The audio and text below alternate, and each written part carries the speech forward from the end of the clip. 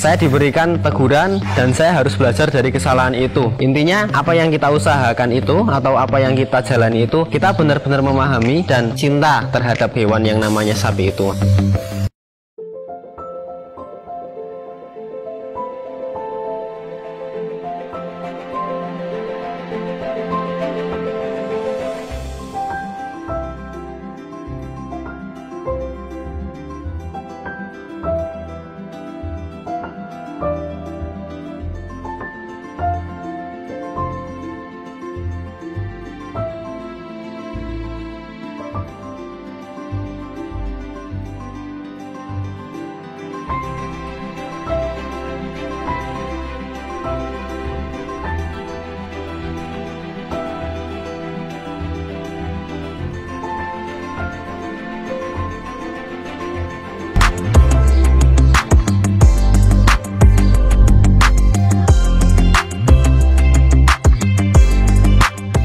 Assalamualaikum warahmatullahi wabarakatuh. Perkenalkan, di sini saya Hermawan. Alamat saya ada di Purworejo, tepatnya di Desa Depok Rejo, Kecamatan Ngombol, Kabupaten Purworejo, Jawa Tengah. Pertama saya mulai bisnis peternakan khususnya sapi itu setelah saya lulus dari SMA. Saya SMP SMA di pondok pesantren. Setelah itu saya memang ada tuntutan, ada istilah kata kalau di keluarga kami itu satu keharusan untuk usaha. Nah, kebetulan saya terjun di dunia peternakan. Kebetulan waktu itu paman saya atau Pak Lek saya mempunyai 2 ekor sapi, Mas. Itu betina dan jantan. Setelah saya melihat sapi itu kok makannya beda dari hewan-hewan yang lain. Maksudnya ada kepuasan tersendiri untuk memberi makan, seperti minumnya kok habis 2 ember, kadang 4 ember seperti itu. Akhirnya saya senang dan cinta terhadap hewan yang namanya sapi itu, Mas. Hampir semua orang, hampir semua pengusaha, hampir semua kalangan ya pasti di bidang usaha itu pernah jaya terlalu jatuh. Nah, jadi perdana saya usaha sapi itu memang cukup manis, dalam artian pertama saya jualan sapi itu habis 56 ekor. Itu karena ya mungkin peluangnya cukup banyak. Dalam artian peluangnya cukup banyak, saya memang sedikit hiperaktif, ataupun kalau orang Jawa nyebutnya saya tidak tahu malu lah. Ada orang gitu saya berani menawarkan, Mas. Ada wali santri, ada ustadz, ada guru saya, Pak Guru saya jualan kurban gitu. Jadi saya berani seperti itu, memang karakter saya seperti itu dan tidak disangka-sangka memang, Mas. Mungkin porsi atau makom bagi saya setelah lulus SMA itu ya mungkinlah per bulan cukup 1-2 juta. Kok saya mengantongi uang sebanyak itu? Ya terlalu berlebihan, akhirnya saya mungkin jatuh. Saya sempat rugi 104 juta rupiah.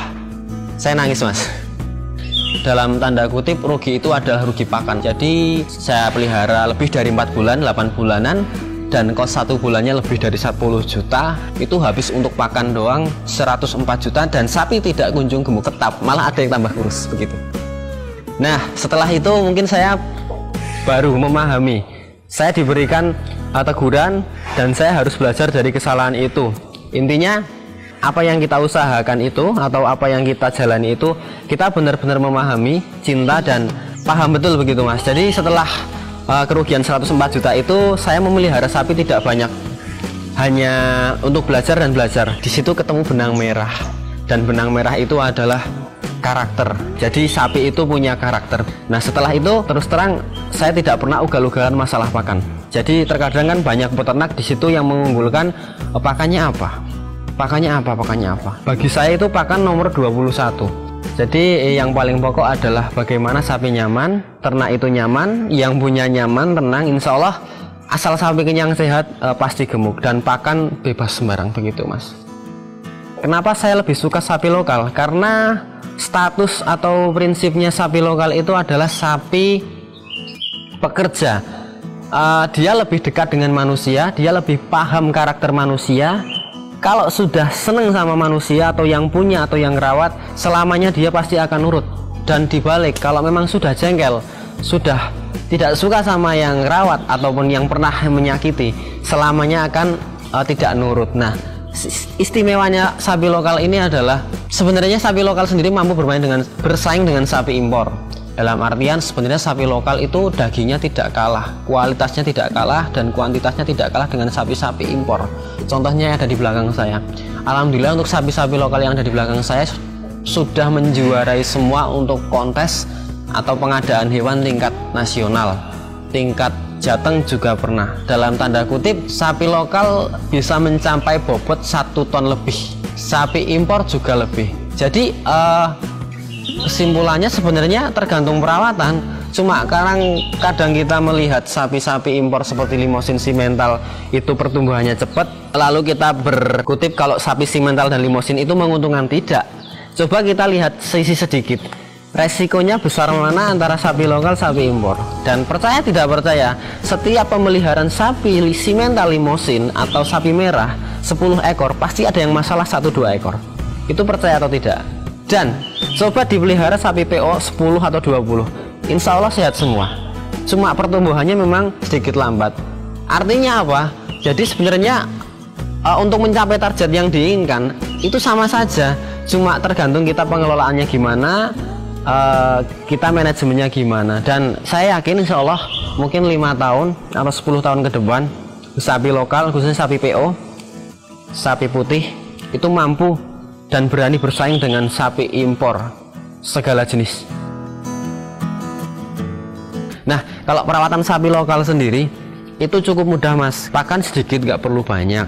Pakan enak, pakan nggak enak cukup sedikit. Yang kedua, cuma butuh berjemur. Jadi pemahaman orang kadang sapi kalau dijemur susut, sapi kalau dijemur kadang berkurang dagingnya dan lain sebagainya. Tidak, yang berkurang itu keringatnya. Nanti kalau dikasih minum, dikasih air mandi, itu kembali lagi kok. Kalau berjemur itu tujuannya untuk ya cuma saya memahaminya, masa ya sih setiap hari kita makan tidur dok. Kadang kan butuh berjemur, jalan-jalan juga. Jadi setiap habis makan selalu kalau tidak hujan sapi-sapi kami pasti berjemur dilanjut jalan-jalan, entah ditunggangi dan lain sebagainya. Tidak membedakan sapi lokal sama sapi impor. Kami menganggap semua sapi sama, cuma karakter yang berbeda. Ada yang maunya dikipasin, ada yang maunya panasan, ada yang maunya setiap hari basah, ada yang maunya setiap hari kering. Itu bagaimana cara mengetahuinya? Ya yang setiap hari yang melihara. Jadi kembali lagi ke praktek dan titen, begitu mas. Bagaimana cara melihat sapi prospek besar atau prospek 1 ton dengan sapi yang tidak bisa besar tapi bisa gemuk? Itu kembali lagi ke genetik. Pertanyaannya adalah, mas pakannya apa kok bisa gede-gede banget kayak gitu? Pakan lagi, jangan salahkan pakan, jangan unggulkan pakan. Karena apa? Ya prinsip kita sama, mungkin sapi sama manusia ya. Asal kenyang sehat pasti gemuk. Tapi kalau kita kenyang makan banyak, pikirannya stres seperti saya sekarang skripsi gitu, mungkin kurang. Jadi kembali lagi ke kita, yang penting sehat, tenang, bahagia, kenyang itu pasti gemuk. Nah catatannya satu, bedakan antara sapi gemuk dan besar. Kalau sapi besar itu tinggi panjang, gede tinggi panjang, tulangnya besar, kulitnya tebal, itu besar. Kalau sapi gemuk ya udah dagingnya banyak. Jadi kembali lagi membedakan sapi yang, cara memilih sapi yang bisa besar sama yang tidak bisa besar adalah ke genetik. Kalau ayahnya itu lebih detailnya, kalau ayahnya atau pejantannya dan indukannya atau betinanya gede, itu insya Allah pedetnya atau anaknya nanti bisa gede juga. Lain hal dengan sapi yang mungkin punten nun sewu, indukannya kecil, pejantannya kecil, itu bisa gemuk banget, tapi kalau tinggi panjang gede mungkin susah. Itu untuk gambaran secara nyata seperti itu mungkin ya. Tapi kalau tidak bisa melihat pejantan atau indukannya secara langsung, mungkin kita bisa melihat ciri-cirinya, dan ciri-ciri itu sendiri mungkin bisa dipahami berbagai kalangan. Nanti mungkin sudah cukup banyak yang liputan tentang cara memilih bakalannya. Dari segi kepala gede, kaki-kaki gede karena kaki mungkin pondasi, ekor juga kulit tebal, itu merupakan ciri-ciri utama memang. Tapi kalau saya pribadi, saya kurang yakin kalau tidak melihat betina ataupun indukannya. Ketika saya melihat sapi betina atau indukannya atau pejantannya itu gede-gede semua dan anaknya kecil, saya berani mengatakan kalau ini sapi bisa besar. Kenapa? Karena memang ya genetiknya genetik besar, tidak menutup kemungkinan minimal anak itu seperti ayahnya atau seperti ibundanya. Lain hal dengan sapi-sapi yang kita tidak tahu asal mulanya atau kita tidak tahu genetiknya dari mana, ya mungkin seperti itu bisa besar, tapi kalau indukannya atau pejantannya cuma 5 kintal atau 400 kilo, 4 kintal, ya sudah kurang lebih seperti itu, dan tidak bisa untuk prospek seperti yang diharapkan, seperti yang teman-teman lihat 1 ton up gitu, mungkin susah ya. Bisa, tapi susah sekali, butuh waktu yang cukup lama. Itu seperti itu Mas. Jadi kembali lagi ke genetik dan terahnya. Untuk kendalanya sendiri, sebenarnya hampir semua peternak atau hampir semua kalangan pasti punya kendala dalam berusaha. Khususnya kami yang beternak, mungkin semua peternak sudah tahu kendalanya adalah satu Mas, pakan. Pakan itu cukup mahal. Kadang kalau di logika di nalar itu nggak ketemu. Masa iya pakan sapi sama daging sapi mahal? Pakan sapi mau nggak mau ya tetap dijalani. Tapi ya alhamdulillah masih ketemu Mas. Nah mungkin itu masih rezeki gitu ya Mas ya. Nah tapi lain hal dengan teman-teman yang lain, mungkin kalau kendalanya seperti itu ya sama, cuma kita menyikapinya bagaimana kita memberikan manage atau mengatur biar ketemu gitu Mas. Intinya kendala saat ini yang paling berat adalah untuk pakan sapinya sendiri sama daging sapi, mahalan pakan sapinya.